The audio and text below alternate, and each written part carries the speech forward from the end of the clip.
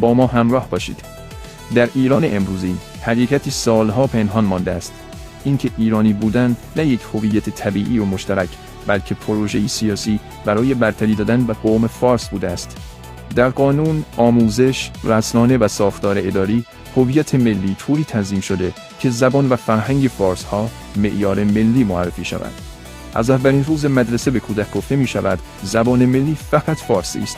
موسیقی ملی فارسی است و قهرمانان ملی کسانی هستند که با پروژه فارس محور همسو بودند. نتیجه روشن است. ترک‌ها، عرب‌ها و سایر ملت‌ها به حاشیه رانده می‌شوند. در کتاب‌های درسی مردم فارس باهوش و فرهیخته نشان داده می‌شوند، اما ترک‌ها اغلب به عنوان کم‌هوش و کم فرهنگ تصویر می‌شوند. تصویری که از کودکی نابرابری را در ذهن نسل‌ها نهادینه می‌کند. این پروژه فقط فرهنگی نیست، ابعاد سیاسی و امنیتی دارد. ممنوعیت آموزش زبان ترکی، حذف آثار فرهنگی ترک‌ها، تحریف تاریخ و برخوردهای سختگیرانه با ترک‌ها از ابزارهای اجرای این سیاست بوده است. نهادهایی مثل سپاه، پلیس، ارتش و دستگاه‌های امنیتی حفظ برتری فارس‌ها را بخشی از مأموریت خود می‌دانند. در چنین ساختاری یک فارس به طور مادرزادی میهن دوست محسوب می‌شود، اما یک ترک باید مدام وفاداریش را ثابت کند، آن هم با فاصله گرفتن از هویت خودش و پذیرفتن روایت‌های ضد ترکی حکومت. این نوع میهن‌دوستی یک مفهوم قوم محور و تبعیض‌آمیز است، نه هویت مشترک ملت‌ها. در سیاست خارجی هم همین نگاه دیده می‌شود.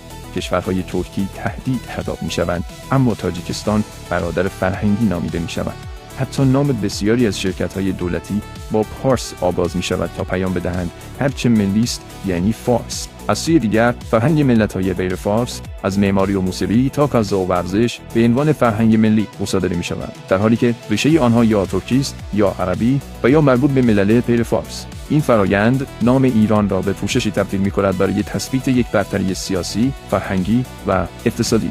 و در نهایت ادامه همین فرایند باعث می‌شود بخشی از جوامع غیر فارس پس از نسل‌ها این نابرابری را طبیعی و اجتناب ناپذیر تصور کنند. درست در همین نقطه است که هویت ملی به جای یک مفهوم انسانی و برابر به ابزاری برای استمرار سلطه یک قوم بر دیگران تبدیل می‌شود و استعمار داخلی و نژادپرستی عادی سازی می‌شود.